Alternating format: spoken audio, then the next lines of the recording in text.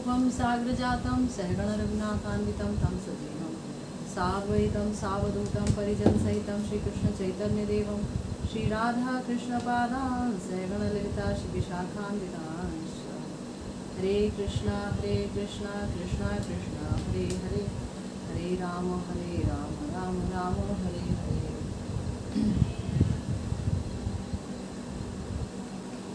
कल श्री गुरु पूर्णिमा थी। आप सबने बहुत अच्छे तरीके से गुरु पूर्णिमा मनाई और कल एक और बहुत महत्वपूर्ण दिन था और वो था हमारे प्यारे आचार्य श्री सनातन गोस्वामी जी का तिरुभाव दिवस। देखिए, जब हम कहते हैं कि गुरु पूर्णिमा थी और गुरु पूर्णिमा का अर्थ ये है कि हम अपने गुरु वर्ग को धन्यवाद देते हैं कि आपने जो है हमारे अज्ञान को दूर कर दिया और ज्ञान का अंजन लगा करके आपने हमारे आँखों को सूक्ष्म वस्तुओं को देखने की शक्ति प्रदान कर दी। तो उस गुरु वर्ग में, उस गुरु परंपरा में हमारे सनातन गोस्वामी जी बहुत महत्वपूर्ण कवि है ना। श्रीमन महाप्रभु के परम प्यारे श्री सनातन गोस्वामी जी आज मन में एक इच्छा हो रही है कि हम धन्यवाद दें उनको, जिनकी याद में मुड़िया पूर्णिमा मनाई जाती है।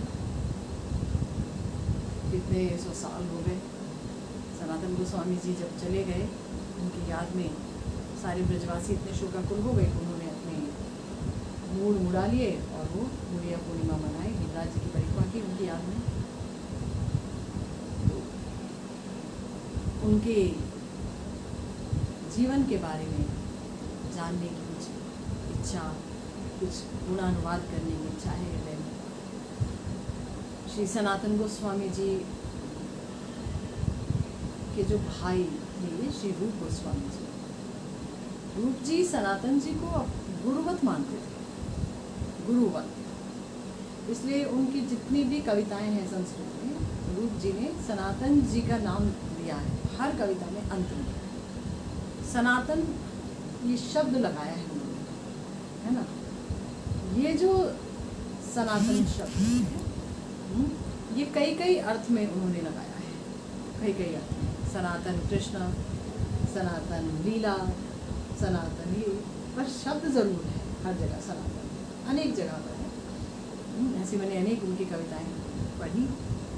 तो कर्नाटक के राजा थे जो कि भरद्वाज गोत्रीय यजुर्वेदी ब्राह्मण थे।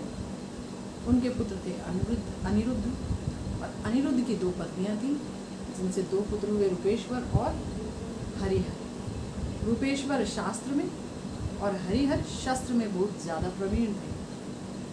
अनिरुद्ध जब अपनी देह को छोड़ दिए उनकी मृत्यु के बाद, हरिहर अपने बड़े भाई रूपेश्वर को राज्य से हटा दिया। रूपेश्वर अपने परिवार के साथ चले गए वहाँ से और पौरस्त्य देश, और वहाँ के जो राजा थे शिखरेश्वर, उनके साथ उन्होंने जो है मित्रता कर ली और वहीं रहने लगे निश्चिंत रूप से। रूपेश्वर के जो बेटे थे उनका नाम था पद्मनाभ, और पद्मनाभ जी रूप गुण में बहुत ही सुंदर थे। वेद उपनिषद में, काव्य में, व्याकरण में, सब जगह वो बहुत ही प्रवीण थे। तो शिखर धाम छोड़ करके वो आ गए मगर नवहट या निहाटी, वहाँ पर रहने लगे। उन्होंने ब्याह किया। उनकी पत्नी का नाम था रमा देवी और उनसे उन्हें 5 पुत्र हुए, बेटियां भी हुई और 5 पुत्र हुए। ये जो 5 पुत्र थे उन सब के जो उपास्य देवता, मतलब इनके पिता के जो उपास्य देवता थे जगन्नाथ जी, उन्हीं के नाम पर इन्होंने अपने 5 पुत्र का नाम रखा। पुरुषोत्तम, जगन्नाथ, नारायण, मुरारी और मुकुंद, 5 बच्चों का नाम रखा। मुकुंद जो थे उनके बेटे का नाम था कुमारदेव।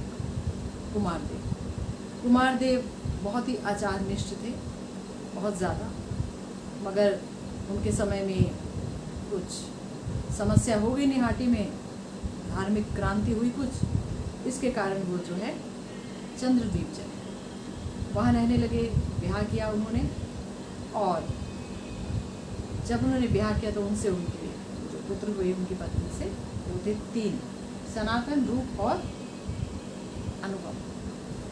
सनातन जी का उनके पिता ने नाम रखा अमर, और रूप जी का नाम रखा संतोष, और अनुपम जी का नाम रखा वल्लभ। 3 बेटे। अनुपम जी के जो पुत्र हैं उन्हीं का नाम श्री जीव है, यानी श्री जीव गोस्वामी। कुमारदेव ने जब शरीर छोड़ दिया तभी अपने मामा के यहाँ जाकर के पलने लगे, और बहुत सारी विद्या एकत्र की, बहुत कुछ सीखा इन्होंने, संस्कृत, फारसी, बहुत सारी भाषाएं सीखी। गौड़ देश के राजा थे उस समय हुसैन शाह।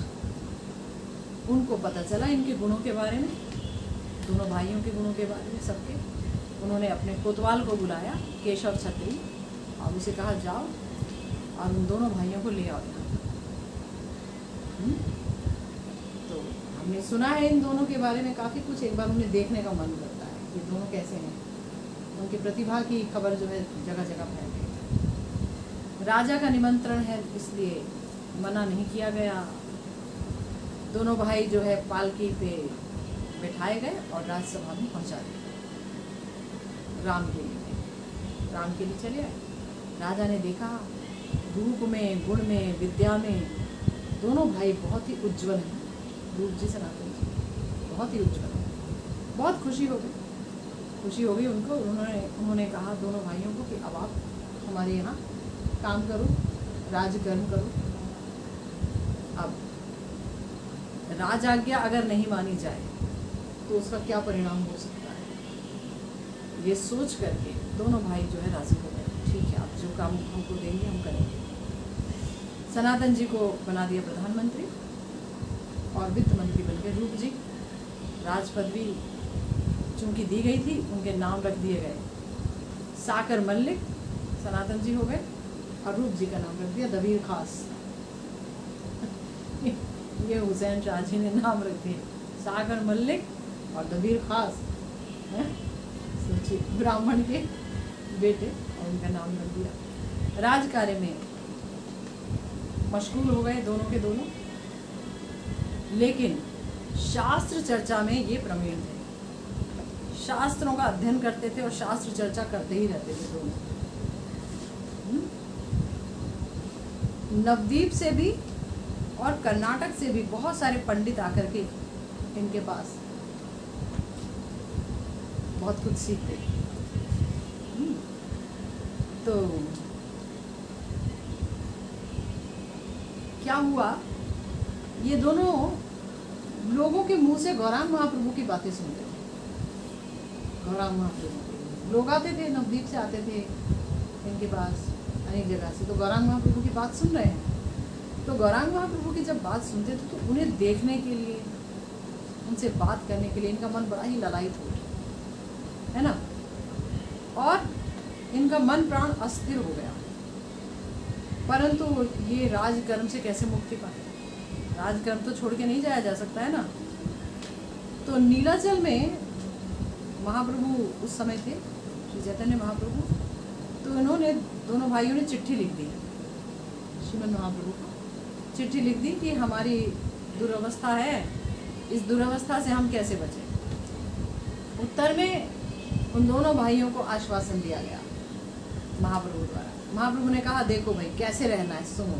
अब ये देखिए महाप्रभु का ये जो वाणी है ना, हम लोगों के लिए, ख़ास तौर से जो लोग कहते हैं कि भाई हम तो कार्य में मस्त रहते हैं, बहुत काम रहता है, घर का काम नहीं करेंगे तो कैसे चलेगा, ऑफिस का काम नहीं करेंगे तो कैसे चलेगा, क्या करें क्या नहीं करें। तो श्री चैतन्य महाप्रभु का क्या उपदेश था?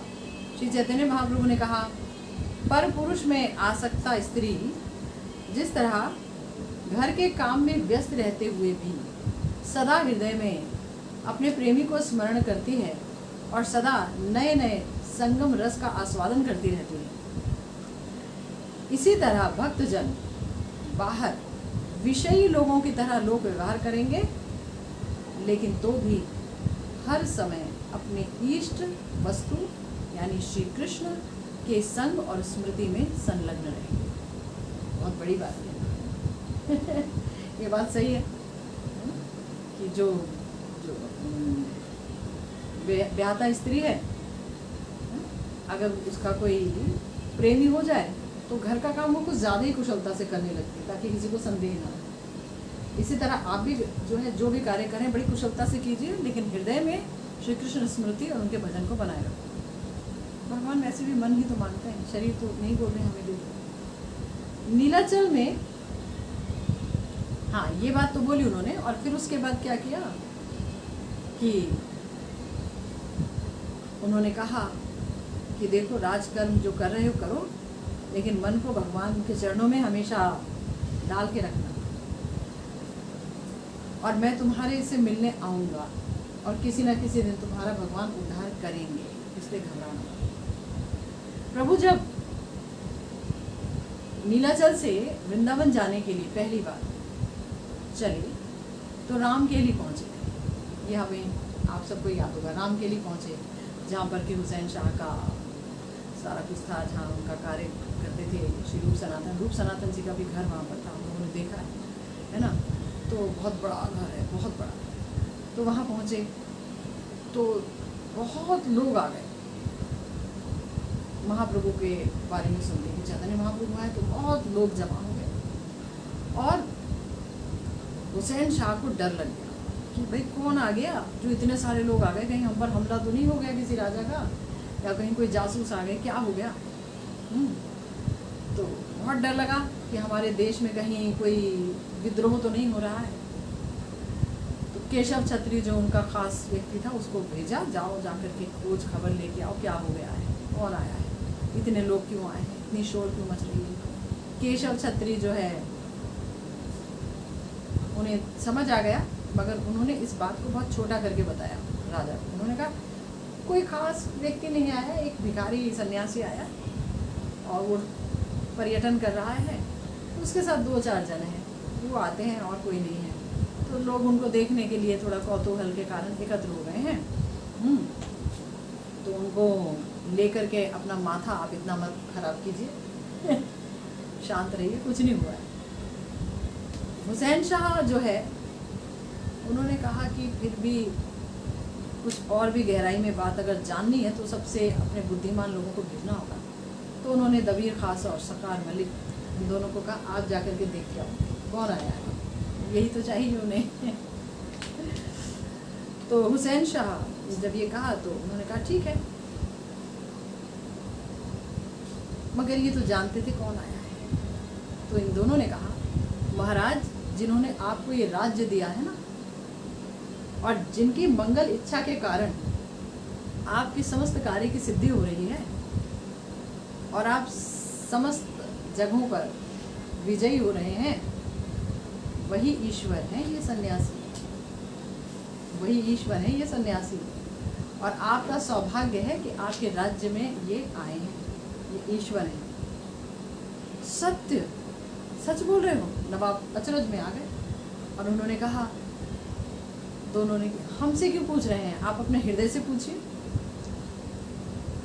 आपका जैसा अनुभव होगा वही उसका उत्तर है। हुसैन शाह क्रुद्ध नहीं हुए, वो विनयी हो गए और बोले हाँ ना जाने क्यों मेरे प्राण को भी ऐसा लग रहा है कि भगवान ही आए। हुसैन शाह तब बोले और ये कह के चले गए। अब नवाब क्या कहना चाह रहे थे कौन जाने, मौखिक औपचारिक सौहार्द दिखा रहे हैं, अंदर क्रूरता है क्या है कौन जान सकता है। लेकिन दोनों भाइयों ने सोचा चलो हम लोग जाएं वेश बदल करके और सन्यासी को जाकर के सतर्क करें हम। तो अब इतना अच्छा दर्शन मिल रहा है तो अब ये सुयोग तो छोड़ेंगे नहीं। साकार मल्लिक और दबीर खास ने अपना पोशाक बदला और आधी रात को दोनों भाई चल दिए प्रभु के दर्शन के लिए। दांत में तृण धर के, देखिए कैसे मिल रहे हैं भगवान से, कितने बड़े हैं। कितनी बड़ी उपाधियां हैं, कितना बड़ा पद है, प्रतिष्ठा से होते हैं, मगर खुद को जानवर समझ रहे हैं। कौन दांतों में तृण धरता है? जानवर दांतों में तृण धर दिया और गले में वस्त्र ऐसे पकड़ कर जा रहे हैं श्रीमन महाप्रभु से मिलने के लिए। और जाकर के दोनों भाई श्रीमन महाप्रभु के श्री चरणों में लोट-पोट करने लगे, रोने लगे और कहने लगे, हाँ हाँ प्रभु, हमारा नीच संग है, हम नीच काम कर रहे हैं, हमारे जैसा पतित अधम इस जगत में और कोई नहीं, हमारा दोष क्षमा करो। अगर हम ऐसा भी बोले कि हमारा दोष मत देखो तो हमें बड़ा लज्जा होती है ये कहने में। कातर कंठ से बोले दोनों भाई कि जगाई मधाई का उद्धार करना तो बहुत सहज है। वो जाति से ब्राह्मण थे और नवद्वीप में रहते थे और उन्होंने नीचों का दासत्व नहीं किया। उनका एकमात्र दोष था कि वो पाप करते थे प्रभु। हाँ, उन्होंने आपकी निंदा करने का प्रयास किया और उन्हें नाम धन मिल गया। आपकी इतनी कृपा हुई तो प्रभु नाम की क्या बात है, नामाभास से पाप चला जाता है। आपका नाम तो लिया उन्होंने, लेकिन हमारी बात सुनिए, हम क्या हैं प्रभु। हमारा संग, हमारा सहचर्य है गौ ब्राह्मण द्रोहियों के साथ, जो गैया के द्रोही हैं, जो गाय खाते हैं, जो ब्राह्मणों के द्वेषी हैं, जो हमारे भगवान के द्वेषी हैं, जो उनके अर्चा विग्रह के द्वेषी हैं। हम तो उनके साथ रहते हैं, उनका दिया खाते हैं, दुखी हैं बेचारे। और हमारा अब क्या उपाय होगा? आपके अलावा अब हमारा कोई नहीं है। इसलिए प्रभु हमारा उद्धार कैसे होगा, आप हमें बता दो, हमारा उद्धार करो और अपना पतित पावन नाम साथ रो रहे दो। प्रभु ने कहा, हाय हाय अपना दैन्य समेटो। आप दोनों के दैन्य से मेरी छाती फटती है। आपको किस चीज का भय है? आप लोग तो हमेशा राजकार्य में रहते हुए भी अपने मन को भगवान के चरणों में रखे हुए, भगवान में जो आपकी ये आसक्ति है उसी से आपके सारे भवबंधन कट जाएंगे, संसार की आसक्ति कट जाएगी।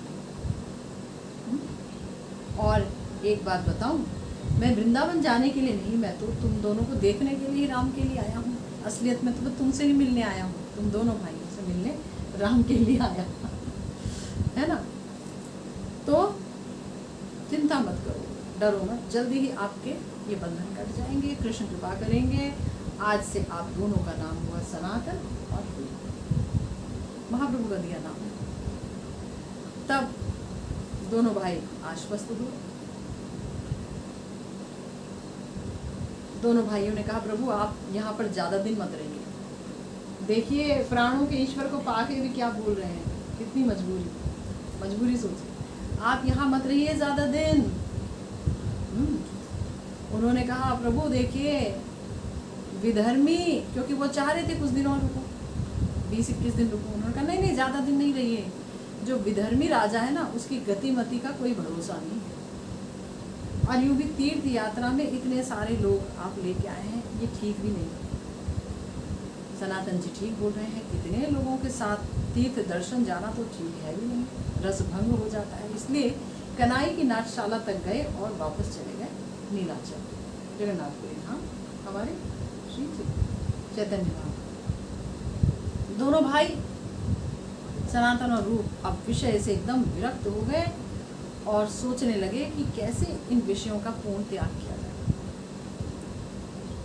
पहले उन्होंने क्या किया, कृष्ण मंत्र का पुरस्चरण कराया।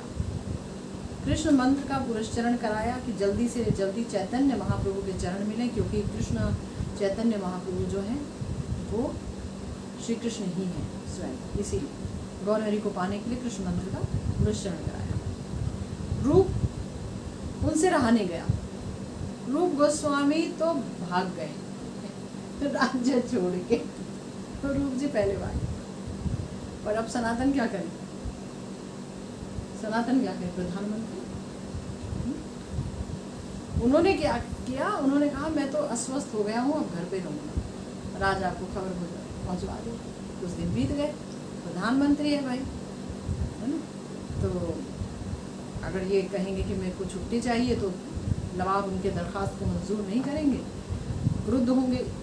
इसीलिए उन्होंने कहा कि मैं तो जो है थोड़ा तबीयत खराब है, नहीं आ पा रहा। लेकिन नवाब ने सोचा कई दिन हो गए, ऐसा कौन सा रोग है कि सनातन नहीं आ पा रहे हैं, देखना होगा। राजवैद्य को उन्होंने कहा जाओ जाओ जा करके देखो सनातन को क्या हो गया है, मुझे बताओ। सनातन जिसे मिलने गए राजवैद्य, और उन्होंने कहा अरे वो जो बोल रहे हैं ना मैं अस्वस्थ हूँ, ये सब उनका बहाना है, ढोंग है। वो बिल्कुल स्वस्थ हैं, घर में बैठे बैठे शास्त्र चर्चा हो रही है, भागवत की चर्चा कर रहे हैं। नवाब अचंभित, वो चले गए, ठीक ये बात है, ठीक है। गए उनके घर और अपनी आंखों से देखा कि सनातन जो भट्टाचार्य लोग हैं ना, उनके साथ बैठकर श्रीमद् भागवतम का विचार कर रहे हैं। तो इसका मतलब, नवाब रुष्ट होकर बोले क्या है, तुम तो ठीक ठाक हो फिर भी राजकाज नहीं कर रहे हो, क्या बात है। क्रोध आ गया। सनातन जो है शांत स्वर में बोले महाराज अब मेरी राजकर्म में रुचि नहीं है, आप किसी और को ढूंढ लो। अच्छा, राज कार्य की अवहेलना कर रहे हो तुम। और राजा ने तुरंत आज्ञा दे दी, ले जाओ इसे और कारागार में डाल दो, जेल में डाल दो। कारागार में बंदी हो गए सनातन गोस्वामी। कुछ दिनों बाद उड़ीसा के राजा के साथ नवाब का युद्ध छिड़ा। तो आए और सनातन को बोले मेरे साथ चलो युद्ध में चलो साथ में। सनातन बोले क्षमा करिए महाराज, आप वहाँ जाएंगे और मंदिरों को तोड़ेंगे फोड़ेंगे, इस पाप कार्य में मैं आपका साथ नहीं दे सकता, मैं नहीं दूंगा, मुझसे सहा नहीं जाएगा। नवाब बोले ठीक है, कारागार में तो डाल दिया, अब इसके हाथ पैर जंजीरों में बांध दो, जंजीरों में, हिलने डुलने भी ना पाए, हाथों को, दोनों हाथों को जंजीरों में, हथकड़ी पहना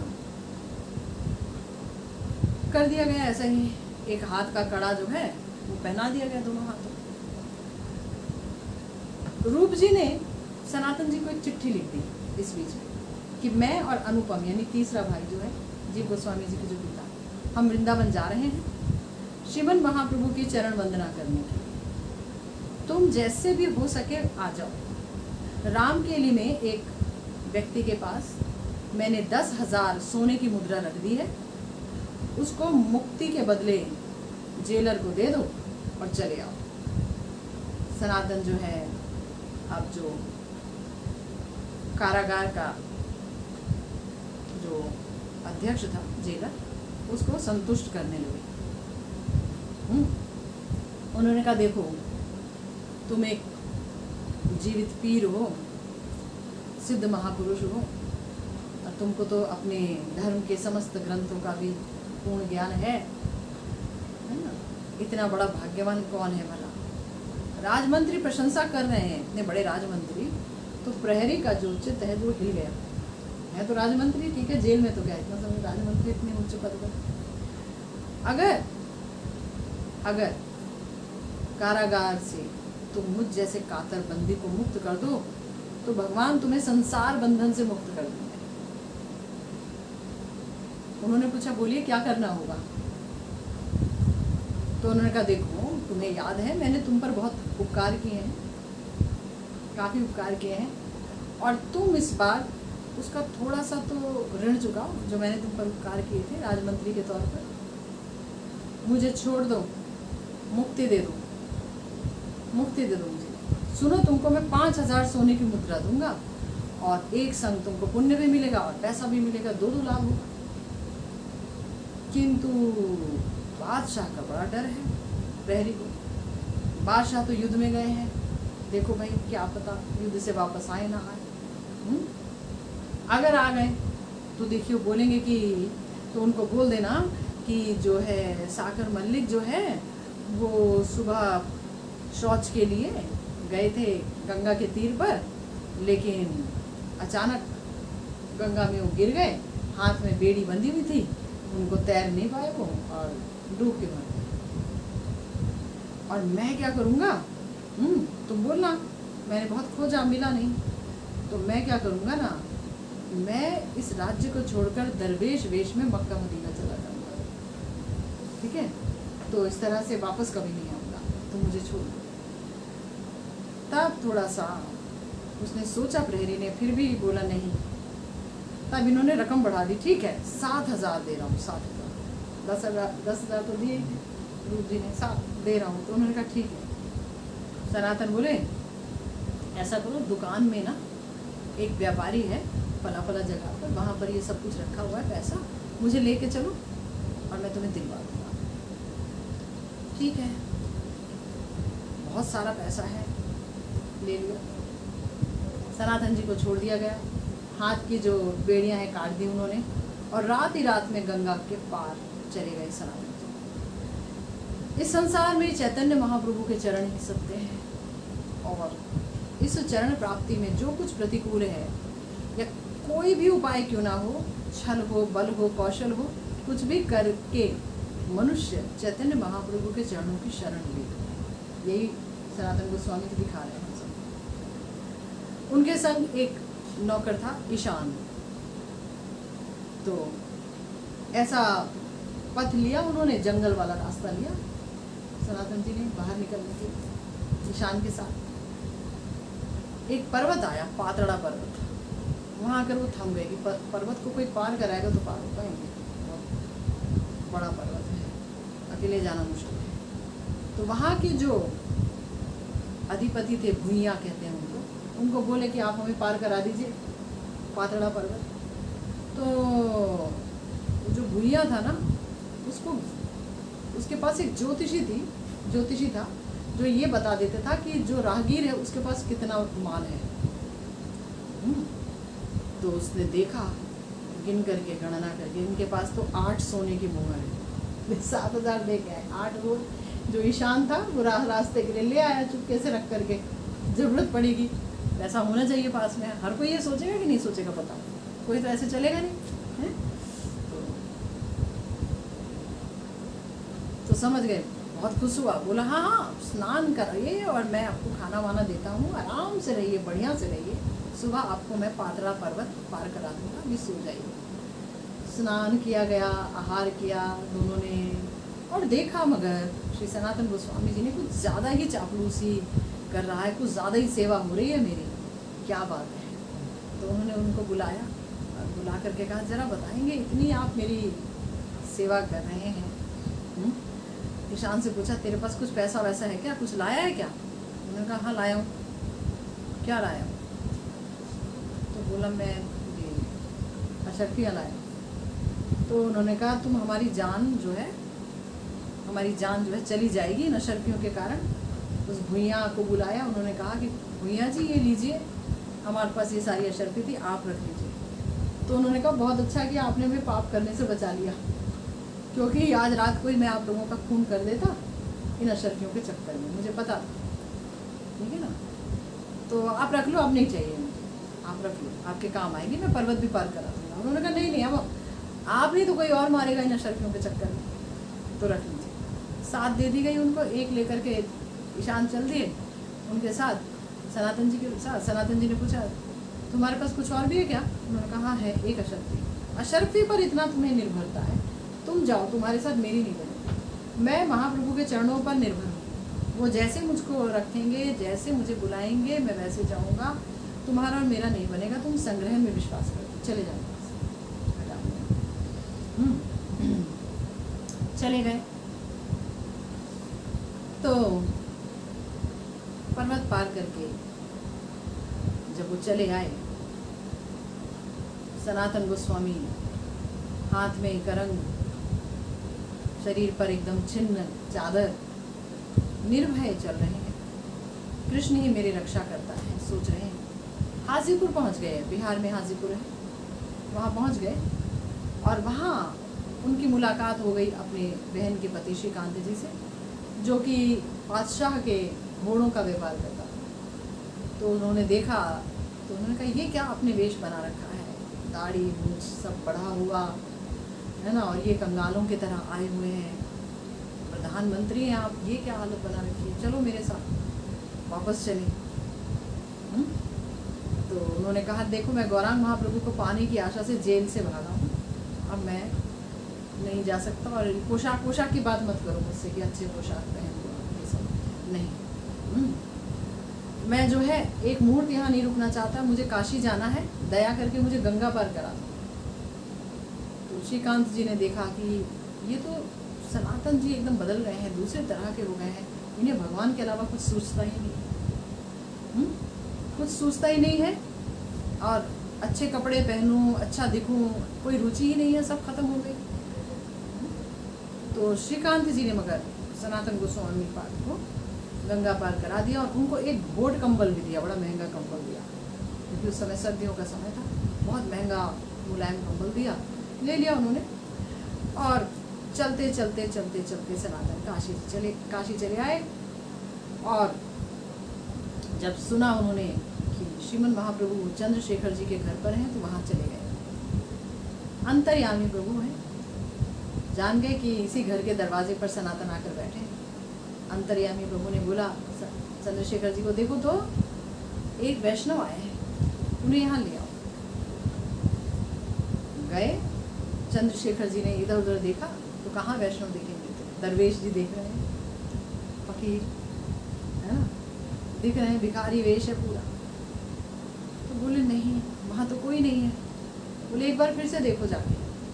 देखा सनातन जी के अंग में कोई वैष्णव वेश का चिन्ह नहीं है, पहचान नहीं पाए। उन्होंने कहा कि ये जो दरवेश बैठे हैं शायद इन्हीं को बुला रहे हैं। श्रीमन महाप्रभु को लेकर के आए। सनातन गोस्वामी जैसे ही आंगन के अंदर आए, वैसे ही श्री चैतन्य महाप्रभु द्रुत गति से गए और जाते ही उनको दोनों बाहों से आलिंगन कर लिया।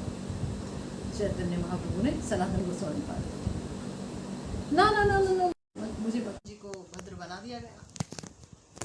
और जो है उन्होंने गंगा स्नान किया। चंद्रशेखर जी ने उनको नया वस्त्र दिया, तो सनातन गोस्वामी जी ने वो नया वस्त्र लिया नहीं। उन्होंने कहा नहीं, मुझे ये वस्त्र नहीं चाहिए। तो क्या चाहिए? बोले नए में मुझे रुचि नहीं है, कोई मुझे पहना हुआ पुराना वस्त्र दे दीजिए। तो तपन मिश्र जी ने वही किया। सनातन गोस्वामी जी ने जो है एक पुरानी धोती फाड़ी और उसके 3 टुकड़े किए, एक बहिर्वास की तरह, है ना, और डोर कोपिन भी कर लिया। एक बहिर्वास के रूप में ले लिया और नीचे एक डोर कोपिन के रूप में उन्होंने पहन लिया।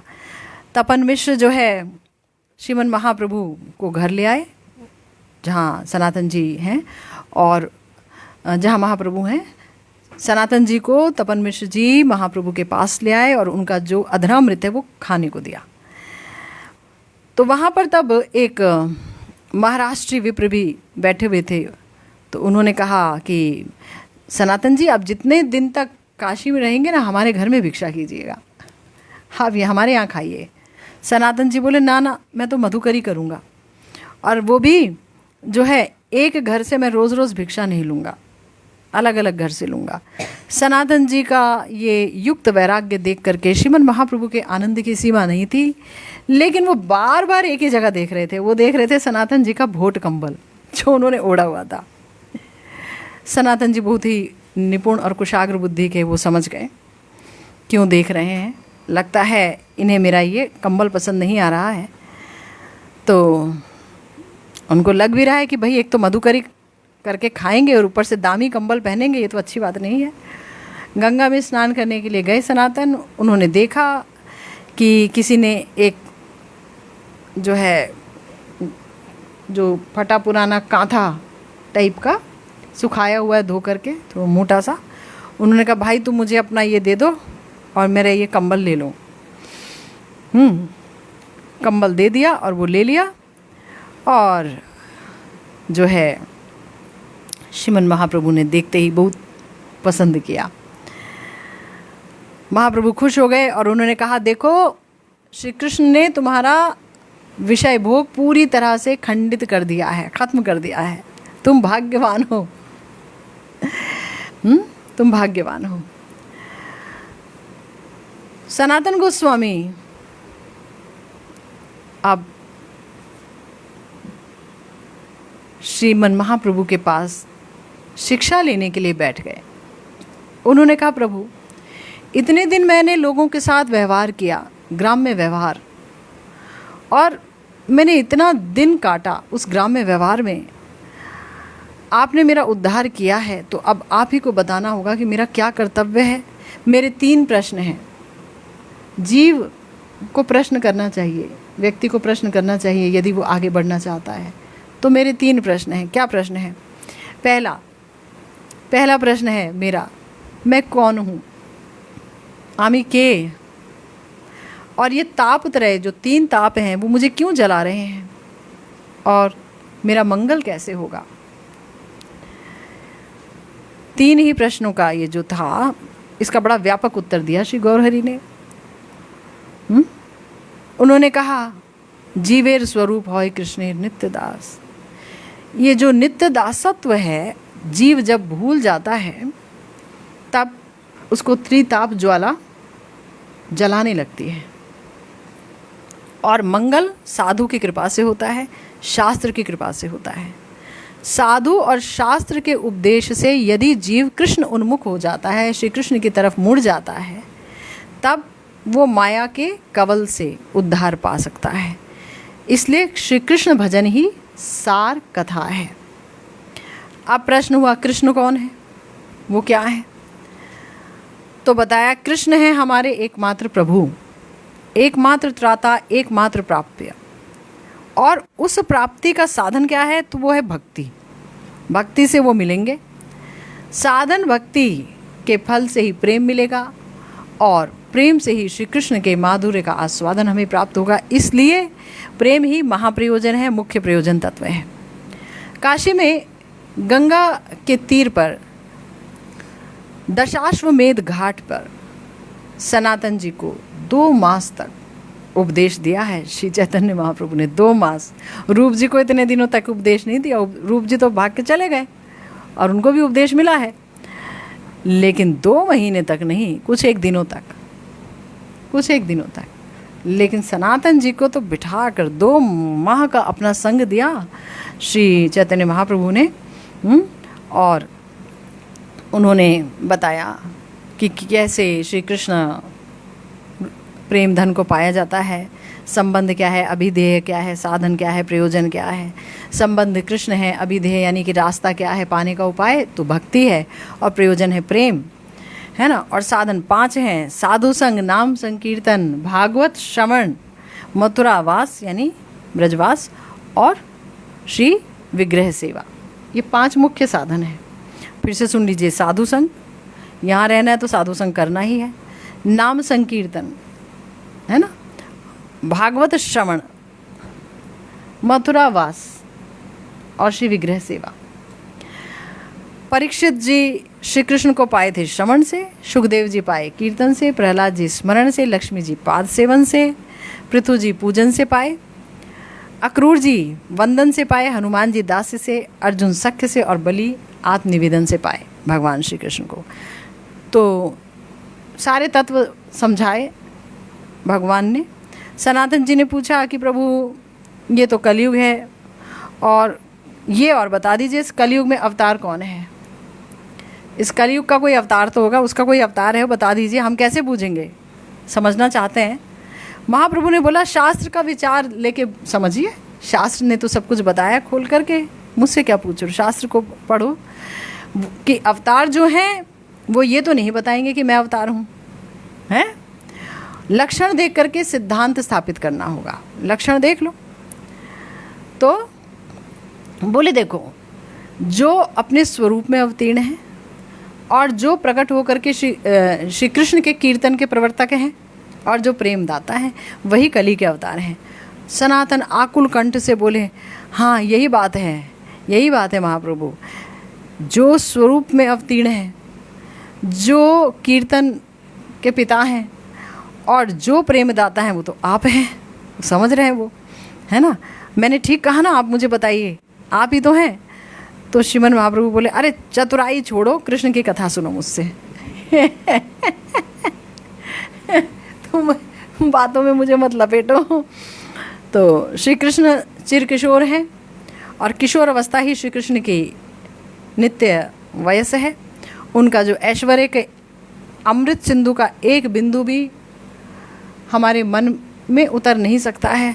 श्री कृष्ण के समान कोई नहीं है ना, उनसे कोई बड़ा नहीं है। उनकी समस्त लीला जो है उनकी जितनी भी लीलाएं हुई हैं, चाहे मत्स्य रूप में चाहे नरसिंह रूप में, सब तो श्री कृष्ण से ही है। लेकिन उसमें जो उन्होंने नर लीला की है वही सर्वोत्तम है। अपना रूप देख के वो खुद ही विस्मित हो जाते हैं, खुद को आस्वादन करने के लिए ही वो बहुत इच्छुक और उत्सुक हो जाते हैं। तो जो पतिव्रता शिरोमणि हैं वैकुंठ की, वो लक्ष्मी, वो भी श्री कृष्ण के प्रति खूब आकृष्ट हैं। और श्री कृष्ण जो हैं वो स्वयं आकृष्ट हैं गोपियों के स्वसुख गंधहीन प्रेम के प्रति। काम गंधहीन निर्मल प्रेम से वो जीते जाते हैं और उन्हीं के साथ उनकी होती है रास क्रीड़ा और उनका नाम हो जाता है मदन मोहन। बहुत कुछ बताया कि माधुर्य ही भगवत्ता का सार है ना, यही मुख्य बात है। और उसी बात को भागवतम में बारंबार कही गई है।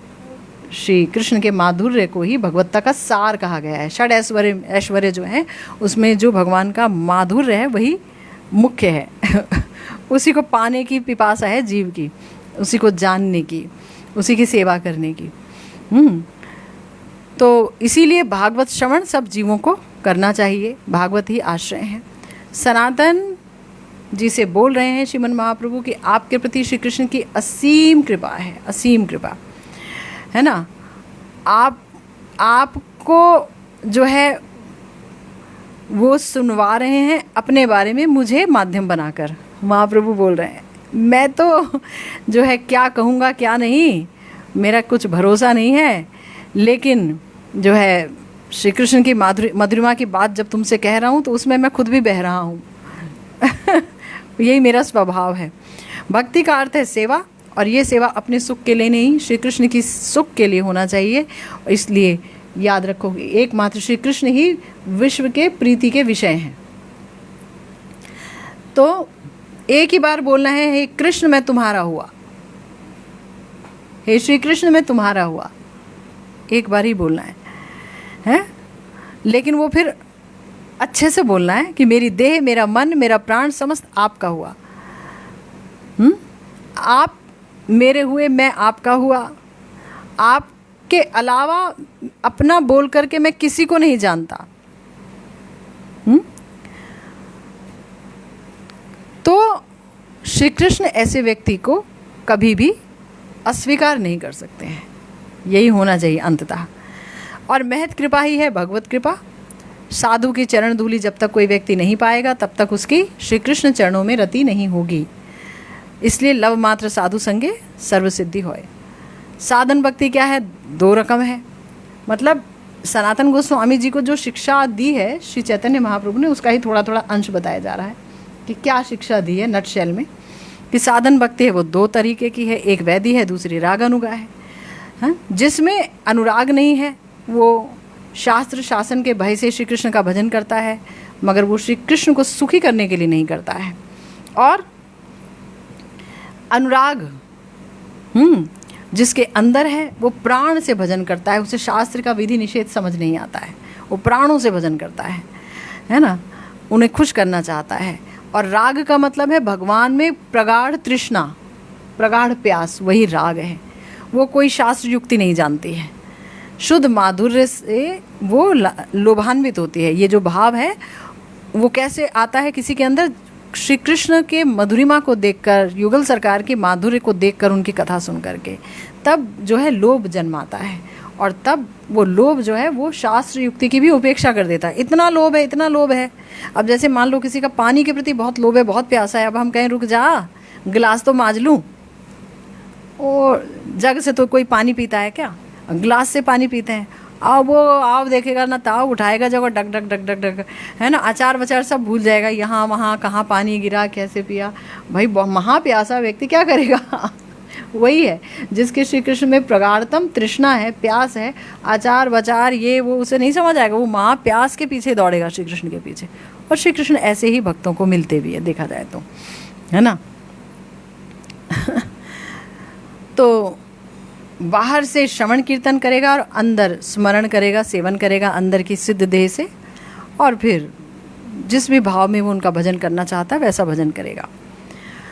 तो इस तरीके से बहुत कुछ बताया, बहुत कुछ, वहाँ तक नहीं जा रहे हैं हम। लेकिन सनातन जी को गौरहरि ने एक बात कही, उन्होंने कहा देखो मैं तुमको 4 काम दे रहा हूँ, 4 भार दे रहा हूँ। एक तो तुम जाकर के मथुरा मंडल में लुप्त तीर्थ का उद्धार करो, जो तीर्थ लुप्त हो गए हैं समय के साथ साथ, जंगल में तब्दील हो गया है, वहाँ जाकर के उद्धार करो, कहाँ क्या हुआ था। दूसरा, वृंदावन में प्रचार करो श्री कृष्ण सेवा की, है ना, वो दूसरा काम है। और तीसरा, वैष्णव आचार और भक्ति स्मृति शास्त्र लिखो, वैष्णव का आचार कैसे होना चाहिए, है ना, भक्ति स्मृति शास्त्र आदि सब लिखो। और चौथा भी एक बोला उन्होंने कि आप युक्त वैराग्य क्या होता है ये दिखाओ, शुष्क वैराग्य छोड़कर युक्त वैराग्य दिखाओ। शुष्क वैराग्य तो कठोर बना देता है, युक्त वैराग्य भगवान से युक्त रहें सदा सर्वदा, ऐसा युक्त वैराग्य भगवान की प्रीति से युक्त रह करके। सनातन जी ने बोला प्रभु इस अमृत सिंधु का एक बिंदु भी मैं धारण कर सकूं ऐसा मेरे में साध्य नहीं है, पर यदि आप मुझ जैसे पंगु को भी नचाना चाह रहे हैं तो ये आपकी इच्छा है, वो तो किसको नहीं नचा सकते हैं। तो इसलिए आप मेरे माथा पर अपने चरण रखो। श्रीमन महाप्रभु ने बोला जाओ, मैंने जो तुमको दिखाया सिखाया वो सब तुम्हारे अंदर स्फुरित हो, और इस तरीके से उनके माथे पर अपना हाथ रखा। बाद में वैष्णव स्मृति संकलन का सूत्र उन्होंने रखा दिया, और उन्होंने कहा देखो मैंने तुम्हें सब बता दिया, अब तुमको चिंता नहीं करनी, है ना। जब तुम बैठोगे लिखने, श्री कृष्ण तुमको सब कुछ तुम्हारे अंदर प्रेरित करा देंगे, सब कुछ उभर आएगा, तुम लिख बैठोगे। सही बात है। और अब वृंदावन जाओ। और एक और अनुरोध है मेरा, गौरहरि ने कहा क्या, छेड़ा का था और हाथ में जो करंग, मतलब फटे पुराने कपड़े पहन करके जो बाबा जी लोग आते हैं, जो भक्त लोग आते हैं, जो मेरे कंगाल भक्त आते हैं, वो श्री वृंदावन आएंगे तो तुम उनका पालन करना, है ना। सनातन गोस्वामी जी इसलिए बहुत ही महत्वपूर्ण है। कोई वृंदावन धाम आकर के भजन करना चाह रहा है और वाकई सिंसियरली भजन करना चाहता है तो सनातन गोस्वामी पाद उनकी रक्षा करते हैं, भजन की, उनका पालन करते हैं। तो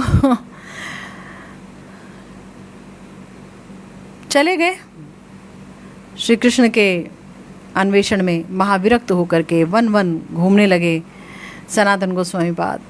दिन के समय एक एक पेड़ के नीचे, रात के समय एक अन्य पेड़ के नीचे वास करते, इस तरीके से, ताकि किसी पेड़ से भी मेरी आसक्ति ना हो, किसी पेड़ को भी मैं ये ना कहूँ ये मेरा है।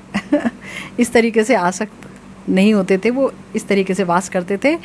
और लुप्त तीर्थ का उन्होंने उद्धार किया, अनेक शास्त्र, अनेक ग्रंथों की उन्होंने रचना की। किंतु महाप्रभु को छोड़कर उनका मन टिकता नहीं था वृंदावन धाम में, महाप्रभु की बड़ी याद आती थी। तो सनातन चल दिए पुरी की तरफ, अब मैं जा रहा हूँ, महाप्रभु से मिलूँगा, कुछ समय रहे वृंदावन धाम, अब मिलूँगा। तो अब वो गौड़ के पथ से नहीं गए, वो गए झारखंड के पथ से, जहाँ से श्रीमन महाप्रभु होकर के आ चुके थे वृंदावन धाम, एक दफ़ा आए थे। तो अब अकेले गए हैं, मगर अकेले जा रहे हैं और एकदम निसहाय, अनशन कर रहे हैं, कभी चना मिलता है, कभी सिर्फ जल खा के रहते हैं, है ना। इस तरीके से वो चले जा रहे हैं। झारखंड में कहीं पानी का एक कुछ दोष था, कुछ नहाने से कि पानी पीने से उनके पूरे शरीर में खुजली का रोग हो गया, उसमें से मवाद गिरने लगा, मवाद गिरने लगा, ऐसा भयंकर उनको खुजली का रोग हो गया। सोचने लगे अब इस शरीर को लेकर मैं क्या करूं, श्रीमन महाप्रभु के सामने कैसे जाऊं इस शरीर को लेकर के, जहाँ से अब इतना मवाद पड़ने लगा है। मैं श्री कृष्ण भजन के अयोग्य हूँ, इसलिए मुझे ये भयंकर व्याधि हुई है, बीमारी हुई है। योग्य होता तो नहीं होती, अयोग्य हूँ, सोच रहे हैं।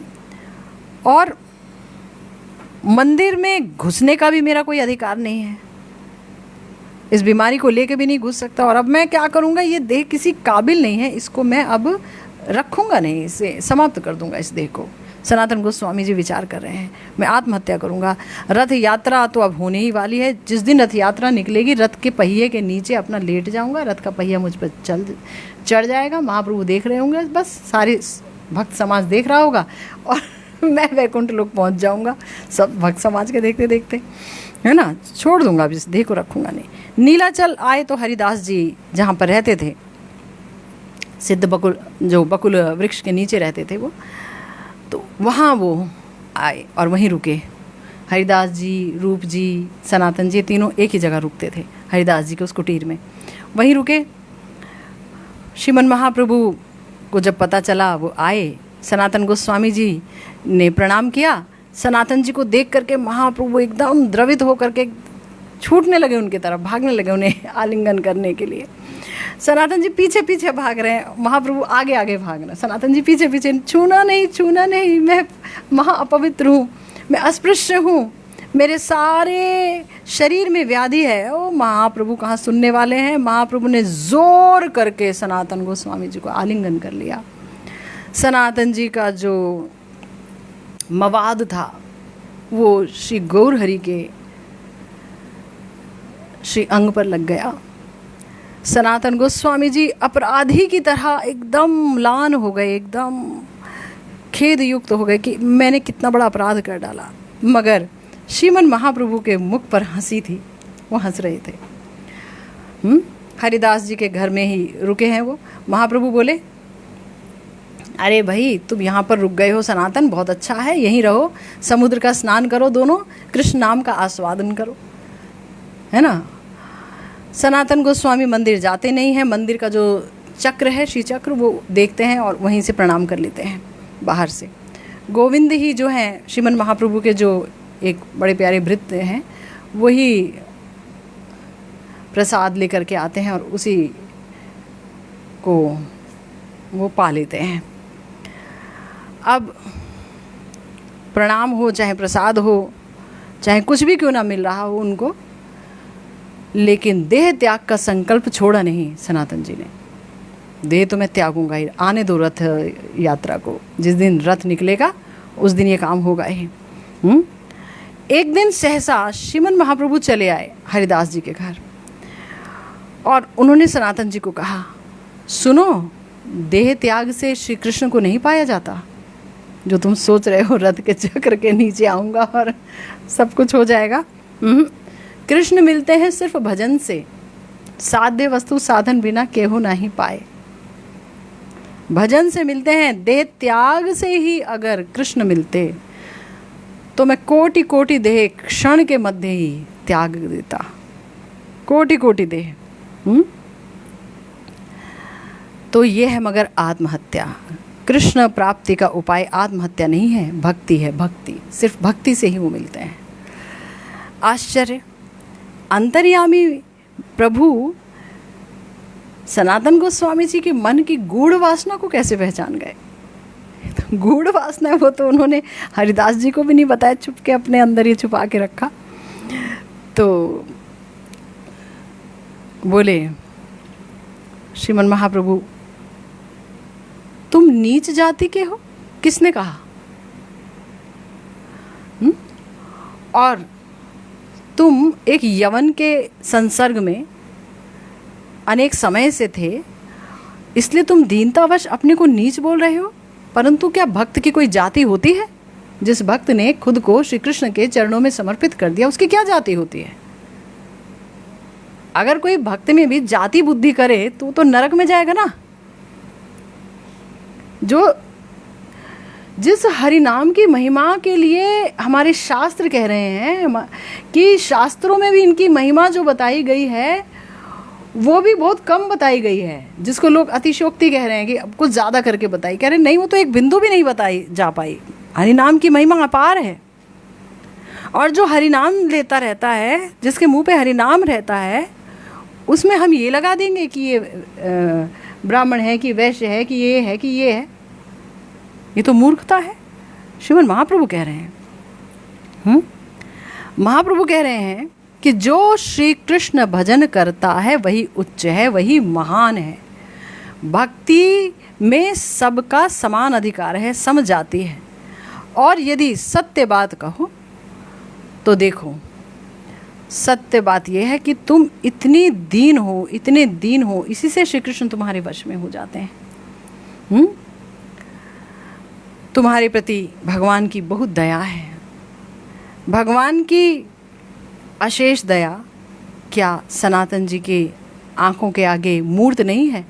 भगवान की अशेष दया तो श्रीमन महाप्रभु स्वयं है, जो स्वयं उनसे आकर मिलते हैं, जो उनको प्रेम करते हैं, इतना प्रेम करते हैं सनातन जी को। तो महाप्रभु ने कहा, देखो, भजन के अंदर नवधा भक्ति श्रेष्ठ है, और उन 9 में से भी एक सबसे श्रेष्ठ है, वो है नाम संकीर्तन। ये जो नाम है ना, नाम लेते ही प्रेम धन की प्राप्ति होती है। हरि नाम से ही प्रेम धन मिलता है। जो हमें दीक्षा मंत्र मिलते हैं उससे संबंध स्थापित होता है, उससे प्रेम नहीं मिलता है, संबंध स्थापित हो गया कि अब हम जो है भगवान के हो गए संबंध से। लेकिन प्रेम के बगैर भगवान की प्राप्ति नहीं होती है। और प्रेम देंगे हरि नाम।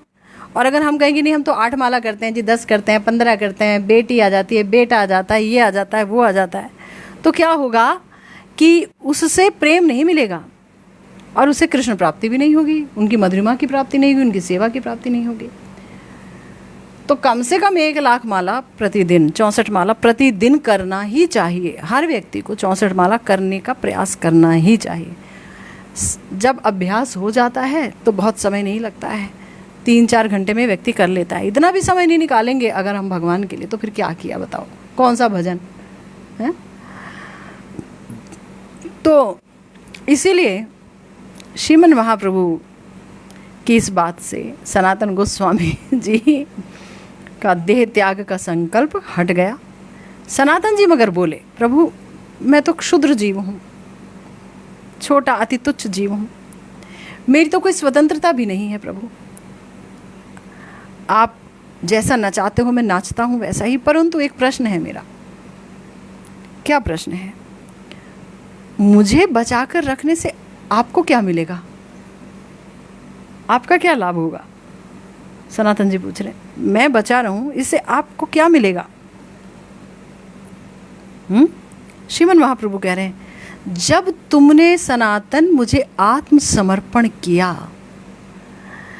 तब तुम्हारा ये देह अब ये तुम्हारा नहीं रहा, इस पर तुम्हारा स्वामित्व नहीं रहा। आत्मसमर्पण का मतलब है आत्मा समेत ये देह भी अब मेरी ही है। ये इससे जो मैं कराऊंगा वही करोगे, तुम वही करोगे। श्रीमन महाप्रभु बोले कि दूसरे की चीज़ को नष्ट करने का तुम्हारा कोई अधिकार नहीं है। ये मेरी चीज़ हो गई, तुम्हारी देह थोड़ी ना जो तुम इसको ख़त्म करने चल दिए थे, तो मेरी चीज़ है। तुम्हारे शरीर पर मेरा पूरा अधिकार है और मुझे इसकी बहुत ज़्यादा ज़रूरत भी है। अनेक प्रयोजन और अनेक साधन करूँगा मैं तुम्हारे शरीर के द्वारा, अनेक कार्य कराने हैं मुझे तुम्हारे शरीर के द्वारा। एक दिन श्री चैतन्य महाप्रभु यमेश्वर टोटा में थे, टोटा गोपीनाथ जी जहाँ पर हैं, पुरी में उन्होंने खबर भिजवाया, सनातन मध्याह्न के भोजन के लिए आओ, निमंत्रण दिया गया है, आओ। सनातन जी हैं हरिदास जी के साथ, काफ़ी दूर है। और जैसे ही उनको ये बात पता चली तो सिद्ध बकुल से यमेश्वर जाने के लिए 2 रास्ते हैं। एक रास्ता है कि मंदिर के सिंह द्वार से राजपथ के सहारे सीधा पहुंचा जाए, ये सबसे छोटा रास्ता है। और वहाँ अनेक पेड़ हैं रास्ते पर, तो बहुत ठंडा रास्ता है। ज्येष्ठ की दोपहरी है, ज्येष्ठ मास की। और दूसरा रास्ता है वो सिंधु की तरफ से, समुद्र की तरफ से जो बालू वाला रास्ता है ना, रेतीला रास्ता, उससे जाया जाए। तो महागर्म है। बालू की तपन कैसी होती है, उसमें एक पतला चावल डाल दो आप तो इतना मोटा होके फूल जाता है। बालू में तो सेंकते हैं ना चीज़ों को। तो इतनी तपन होती है। तो प्रथम रास्ता काफ़ी अच्छा है, लेकिन सनातन जी ने दूसरे पथ का ही चुनाव किया और तप्त बालू में उनके चरण जल रहे हैं। सनातन जी को कोई ख्याल नहीं, उनको तो बस इसी चीज़ की खुशी है कि मुझे महाप्रभु ने बुलाया है, मुझे बुलाया है। आनंद से नाच रहे हैं। सनातन गोस्वामी पाद पहुंच गए हैं और भिक्षा समाप्त हो गई है, प्रसाद पा लिया है, श्रीमन महाप्रभु ने विश्राम कर रहे हैं। सनातन पहुँचे हैं। गोविंद जी ने, मतलब महाप्रभु के जो भृत्य हैं, उनके सेवक, उन्होंने सनातन जी के लिए महाप्रभु का अधरामृत अलग करके रख दिया है। ठीक है, प्रसाद पा लिया है सनातन जी ने। महाप्रभु बैठे हुए हैं। सनातन कौन से रास्ते से आए? क्या प्रश्न है चैतन्य महाप्रभु का। परीक्षा भी तो अच्छे से लेते हैं ना। प्रश्न है कौन से रास्ते से आए सनातन? सनातन बोले, प्रभु मैं समुद्र के किनारे किनारे चलकर आया। ये क्या, सिंह द्वार के रास्ते से क्यों नहीं आए? वो तो छोटा।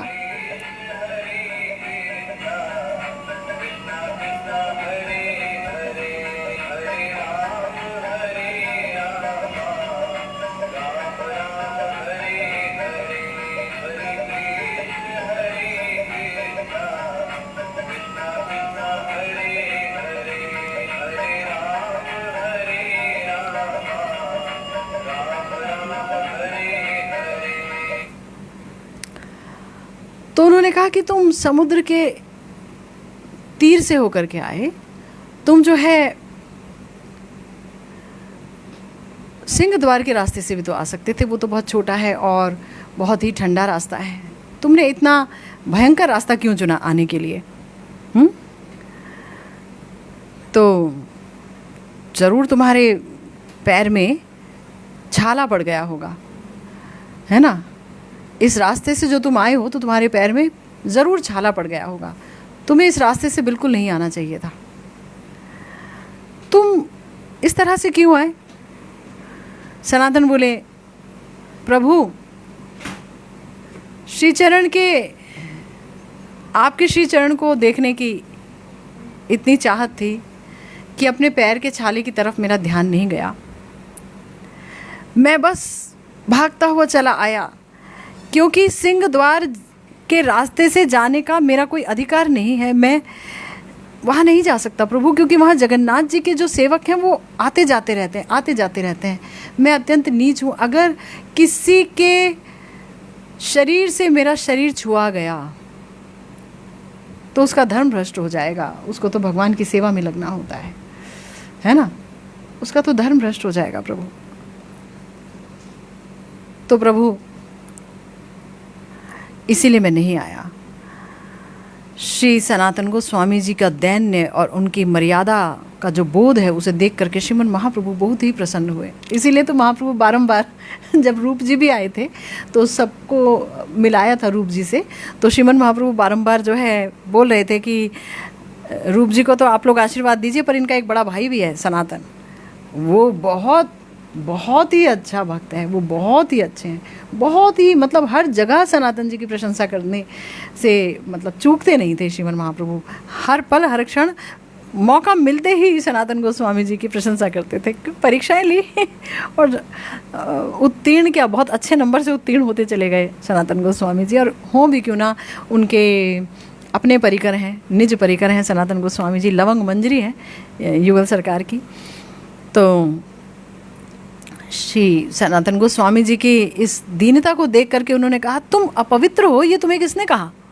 किसने कहा? अरे तुम तो जगत पावन हो, तुम पतितों के पावन हो, तुम्हारे स्पर्श से ऋषि मुनि ही भी पवित्र हो जाएंगे, तुम्हारे स्पर्श से ऋषि मुनि भी पवित्र हो जाएंगे। और फिर से बोल करके हमारे श्रीमन महाप्रभु ने फिर से सनातन जी को आलिंगन दान दिया। ये आलिंगन जो सहज में सनातन जी को दान देते रहते थे हमारे महाप्रभु, ये इतना आसान नहीं है पाना।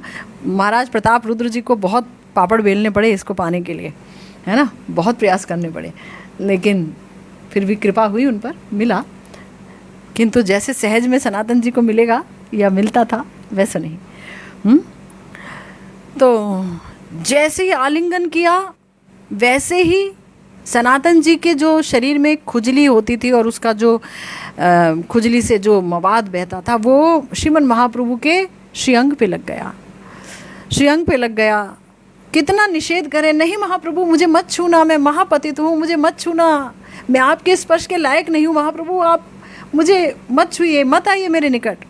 लेकिन महाप्रभु जो है उतने ही ज़्यादा ज़ोर से उनका आलिंगन कर लेते। लज्जा से जैसे फटने लगे थे सनातन जी, अपने दुख की बात हृदय में रखे रखे बड़े ज़्यादा दुखी हो गए, जगदानंद जी को बोल दिए। जगदानंद जी जो हैं वो श्रीमन महाप्रभु के काफ़ी करीब हैं। जगदानंद जी जो है सत्यभामा जी के अवतार हैं। सत्यभामा जी आए हैं तो महाप्रभु में उनका एक भाव अलग ही है। तो जगदानंद जी को बोल दिए। तो जगदानंद जी ने कहा, देखो तुम्हारे सारे परिवार को श्रीमन महाप्रभु ने वृंदावन धाम रहने को कहा है, तुम यहाँ इतने दिनों से हो, तुम जाओ वापस वृंदावन धाम, क्यों यहाँ पड़े हो? यहाँ रहोगे तो फिर छुएंगे महाप्रभु और बार बार तुम्हारा ये लगेगा तो तुमको ये सब होगा ही, तुम चले जाओ यहाँ से। अब जब श्रीमन महाप्रभु को ये बात बताई गई तो महाप्रभु बहुत रुष्ट हो गए। उन्होंने जगदानंद जी का तिरस्कार किया कि अरे कल का लड़का है वो जग्गा, उसका इतना अहंकार है कि उसने तुमको उपदेश कर दिया, तुम्हें उपदेश दे दिया, तुम माननीय जन हो, तुम्हारा क्या मूल्य है वो क्या समझेगा? सनातन बोले, हाँ महाप्रभु, आपकी बात सुनकर मैं एक बात समझ गया कि जगदानंद जी का कितना बड़ा भाग्य है कि आप उसका तिरस्कार करते हैं और तिरस्कार भी करते रहते हैं और कितना कुछ बोल देते हैं उनके लिए, और मेरी आप हमेशा स्तुति करते रहते हैं। वो आपके इतने अपने और मैं आपका कुछ भी नहीं। हमेशा मेरे में गौरव बुद्धि रख करके मेरी स्तुति करते रहते हैं आप, है ना। प्रभु, उनका बड़ा भाग्य है, मैं आपका अनात्मीय हूँ। तो महाप्रभु ने बोले, देखो देखो, मैं तुम्हारी जो ये प्रशंसा कर रहा हूँ ना, वो तुम्हें बाहर का व्यक्ति सोच करके नहीं कर रहा हूँ। तुम हो ही ऐसे कि तुम्हारी स्तुति किए बगैर रहा नहीं जा सकता। तुम्हारी देह तुम्हारे लिए विभत्स है, तुम्हारे लिए घृणित है सनातन, पर मेरे लिए वो अमृत तुल्य है। कौन कह रहे हैं? महाप्रभु कह रहे हैं।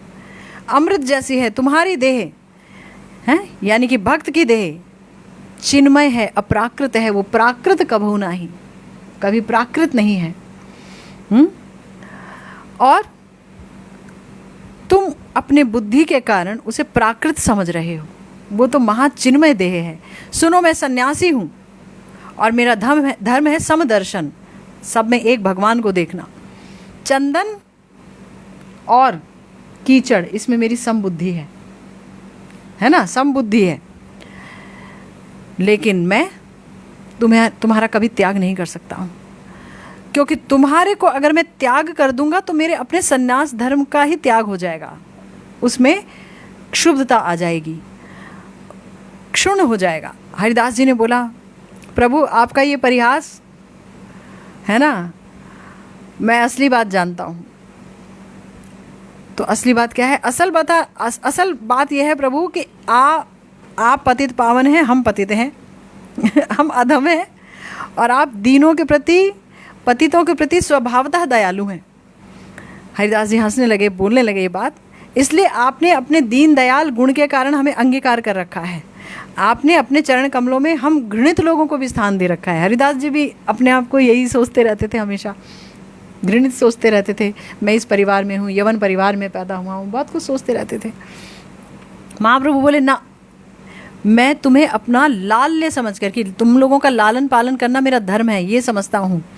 जैसे माँ, अब देखिए बहुत बड़ी बात कह दी श्रीमन महाप्रभु ने सनातन गोस्वामी जी को और सबको, कि जैसे माँ अपने बच्चा, उनका बच्चा कितना भी उसको कितनी खुजली हो, उसमें से कितना पीप गिर रहा हो, मवाद गिर रहा हो, तो माँ उसे गोद में रखेगी और उसको साफ करेगी कि उसे फेंक देगी? माँ फेंकेगी क्या? माँ तो नहीं फेंकेगी ना, माँ उसे साफ करेगी, उसे अपने सीने से लगाएगी। ऐसे ही उससे घृणा नहीं करेगी, ना ही उसके प्रति दोष ज्ञान रखेगी। माँ के अंदर जो भाव है, तुम उसे ये नहीं कहोगे कि वो दया करती है, उसके अंदर विशिष्ट ममता है। दया नहीं है उसके अंदर, ममता है, ममता, स्नेह है, उसकी प्रीतिमय परिचर्या है संतान के प्रति। जिस प्रकार से माँ की प्रीतिमय परिचर्या है, ऐसे ही सबके प्रति मेरे अंदर मातृत्व है, स्नेह है। श्री गौर हरि बोल रहे हैं सब मेरे ही जीव हैं, है ना। तो बोल रहे हैं कि देखो माँ, मुझे तो लगता है कि माँ को वो पीप वाला बच्चा गोद में लेते हुए उसको ज़्यादा आनंद होता है, बजाय कि सही बच्चे को लेते हुए। वो जो जिसके अंदर से मवाद निकल रहा है, उसको लेके, उसको साफ करके, उसे प्यार करने में, उसे जो आनंद देने में उसे जो खुशी मिलती है, वो जो है सही बच्चे को देने में नहीं मिलती है। रोगी बच्चे को ज़्यादा प्यार करती है ना। तो ऐसी ही ममता है। इसलिए याद रखना, सनातन की वैष्णव की देह कभी भी प्राकृत नहीं है, चिन्मय देह है। दीक्षा काल में जो भक्त कृष्ण को आत्मसमर्पण करता है, वो श्री कृष्ण के समान हो जाता है। श्री कृष्ण उसे अपने समान कर देते हैं। ये हमने सुनी है कई बार ये बात, महाप्रभु बोल रहे हैं। इसलिए भगवान को समर्पित जो चिन्मय देह है, वो जो देह है वैष्णव की, वो प्राकृत नहीं, वो चिन्मय होती है। इसलिए सनातन आपकी देह नित्य पवित्र है, आपको आलिंगन करके मैं नित्य तृप्त और नित्य सुखी होता हूँ। ऐसे ही बोलकर जैसे एक बार और श्रीमन महाप्रभु ने आलिंगन दिया सनातन जी को, और तभी सबने देखा कि सनातन जी के शरीर में कोई खुजली नहीं रही, सब उनका शरीर पहले जैसा ठीक हो गया। तो हरिदास जी बहुत प्रसन्न हो गए, कह रहे ओहो आपकी ये भंगिमा प्रभु, झारीखंड का जल इनको पिला पिला कर सनातन जी के देह में आपने खुजली कराई। उसके बाद उनको परीक्षा करने के लिए उनको खूब कष्ट भी दिया कि देखते हैं ये भगवान को दोष देता है कि नहीं देता, या अपने कर्तव्य से विमुख होते हैं कि नहीं होते हैं। और आप ही ने बाद में उनकी बीमारी भी मिटा दी। तो आपकी इस लीला रहस्य को प्रभु भला कौन समझ सकता है? कोई इस लीला रहस्य को कोई नहीं समझ सकता। इसके बाद डोल यात्रा हुई। डोल यात्रा के बाद श्री सनातन गोस्वामी जी वृंदावन आए। लुप्त तीर्थों का प्रकट, उन्होंने लुप्त तीर्थों को प्रकट किया, विग्रह प्रतिष्ठा किया, कृष्ण सेवा, कृष्ण प्रचार करूँगा, ये सब सोचा। और श्रीमन महाप्रभु ने उनको फिर से ये बात बताई कि अपने सारे कर्तव्यों को पूर्ण करना। उसके बाद क्या हुआ कि जगदानंद जी ने कहा कि मैं भी जाऊंगा श्री वृंदावन धाम, मुझे भी जाना है। महाप्रभु ने कहा नहीं, देखो तुम्हारा ना थोड़ा स्वभाव अलग है, तुम बात बात पर क्रोधित हो जाते हो, और वृंदावन में तो सबकी खड़ी भाषा है, 2-4 गाली दे करके तब तो वो बात करते हैं। अब तुम तो एकदम से गुस्सा हो जाओगे तो ब्रजवासियों के प्रति अपराध कर बैठोगे, तो सारा भजन नष्ट हो जाएगा। तो उन्होंने कहा नहीं करूँगा, मुझे भी जाने की आज्ञा दीजिए, जाने की आज्ञा दीजिए। तो उन्होंने कहा ठीक है, तुम जाओ और सनातन को कहना मैं शीघ्र ही आ रहा हूँ। ठीक है, मेरे लिए कुछ अच्छा सा स्थान बना के रखे। सनातन जी ने द्वादश आदित्य टीला जो है ना, उस पर महाप्रभु के लिए एक छोटा सा मठ, छोटी सी जगह संस्कार करके रख दी। और वहाँ वो रहने लगे। लेकिन महाप्रभु आए नहीं। जगदानंद जी के निमंत्रण पर सनातन जी एक बार एक लाल कपड़ा बांधकर, सर पर बांध करके हाजिर हुए सनातन जी। जगदानंद जी ने सोचा ओहो अच्छा, ये तो महाप्रभु का ही वस्त्र होगा, उन्होंने दिया है, और सोचकर प्रेमानंद से विभोर हो गए। बाद में प्रश्न करके जब प्रश्न किया तो सनातन जी ने कहा नहीं, ये तो एक मुकुंद सरस्वती नाम के एक सन्यासी हैं, उन्होंने मुझे एक वस्त्र दिया, वो मैंने अपने सिर पे बांध लिया। ये सुनकर के जगदानंद जी इतना क्रोधित हुए कि वो खाना बनाने की जो एक हांडी होती है उसे पकड़ करके और सनातन जी को मारने के लिए भागे हैं। महाप्रभु के प्रधान पार्षद होने के बाद भी तुम्हारा ये आचरण कि किसी और का वस्त्र तुमने अपने सिर पर बांधा है, महाप्रभु के अलावा तुम किसी और का वस्त्र बांध सकते हो। सनातन जी हंसने लगे और बोलने लगे मैं आपका निष्कपट प्रेम जानने के लिए ये हरकत किया कि आप कितना प्रेम करते हो। ठीक है, मैं जो है ये वस्त्र अपने सिर पे नहीं रखूँगा, किसी को दे दूँगा, मैंने भी आपकी परीक्षा ली। तो जगदानंद जी शांत हुए। तो वृंदावन में इसी प्रकार से सनातन गोस्वामी जी के पास आपने ये तो कथा सुनी है कि एक व्यक्ति आए, जीवन ठाकुर नाम था उनका, और वो अपनी बेटी का ब्याह करना चाह रहे थे। विश्वनाथ गए थे, विश्वनाथ जी में भगवान शिव ने उन्हें भेजा था सनातन जी के पास कि जाओ वहाँ से जा कर के आप पैसा लेके आओ, उनके पास कुछ है आपके लिए। और वो जब वहाँ आए तो सनातन गोस्वामी जी ने कहा मेरे पास तो हरि नाम के सिवा कुछ है नहीं। तो वो निराश हो गए। तो उन्होंने कहा देखो वहाँ कूड़े के ढेर में कुछ हो तो देख लो। कूड़े के ढेर में देखा तो एक पारसमणि मिल गई, और पारसमणि को लेकर के उन्होंने कहा कि पारसमणि कूड़े के ढेर में क्यों पड़ी है, ये तो आप सुन चुके हैं ना। तो पारसमणि कूड़े के ढेर में यानी कुछ और अच्छी चीज़ है इनके पास। तो उन्होंने कहा है मेरे पास अच्छी चीज़, लेकिन इस पारसमणि को फेंक के आओ जमुना जी में, फिर दूंगा अच्छी चीज़। तो अच्छी चीज़ क्या है? अच्छी चीज़ है ये हरि नाम। जाची देउला हरि नाम, ये हरि नाम लो, भगवान का नाम लो, और नाम लेते लेते भगवान का चरण प्राप्त करो। तो इस तरीके से सनातन गोस्वामी जी ने उनको दीक्षा मंत्र दिया, और श्रीमन महाप्रभु शरणागतों के पालक हैं, तुम जो है घबराओ मत, ये बोला। और ये भी आप जानते हैं कि श्री सनातन गोस्वामी पाद जी जो है हमेशा गिरिराज जी की परिक्रमा किया करते थे। बहुत ज़्यादा उनकी उम्र हो गई, तो सनातन गोस्वामी जी को श्री कृष्ण ही प्रकट हो करके बोले कि आपकी बहुत उम्र हो गई है कि अब तो आप अच्छे से नहीं चल पा रहे हैं, बार बार जो है आपको सहारा लेना पड़ता है, बैठना पड़ता है, बहुत समय लग जाता है परिक्रमा करते करते। तो उन्होंने उनको एक शिला दी गिरिराज जी की, उसमें अपने चरण चिन्ह दिए और कहा कि आप इनकी 4 परिक्रमा कीजिए, और यही मेरी एक गिरिराज जी की परिक्रमा मानी जाएगी। हम जब श्री वृंदावन धाम आते हैं तो यहाँ श्री राधा दामोदर मंदिर है, दामोदर मंदिर, वहाँ पर ये पवित्र शिला आज भी देखी जा सकती है। 4 परिक्रमा जब हम मंदिर की करते हैं तो 4 परिक्रमा शिला की भी हो जाती है, और इस तरह से हमारी वृंदावन धाम की माने गिरिराज जी की एक परिक्रमा हो जाती है। तो इस तरीके से आज हमने जाना श्री सनातन गोस्वामी जी के पावन चरित्र को। आज साथ में श्री प्रबोधानंद सरस्वती पाद जी का भी तिरुभाव दिवस है।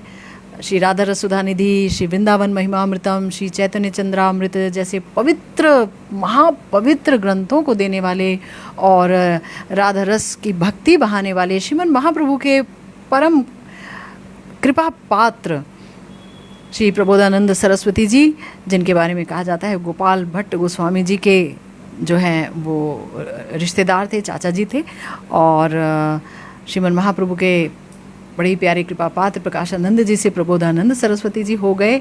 इसके बारे में बहुत हम लोगों ने कथाएं की हैं। तो आज उनका भी तिरुभाव दिवस है। श्री सनातन गोस्वामी जी और श्री प्रबोधानंद सरस्वती पाद जी के चरणों में हम सबकी यही विनती है कि आप हमारे आचार्य हैं, आप हमें शुद्ध अतिशुद्ध भक्ति का जो है आशीर्वाद दीजिए कि हम निरपराध भाव से प्रिया प्रियतम के श्री चरणों में भक्ति कर सकें और युगल रस में विभोर हो सकें, युगल रस की प्राप्ति करने के योग्य बन सकें। इसी के साथ आज की भागवती कथा फिलहाल यहीं पर विश्राम लेती है। जय जय श्री राधे श्याम, श्री गुरु निताय गौर सीतानाथ प्रेमानंदे, हरि हरि बोल।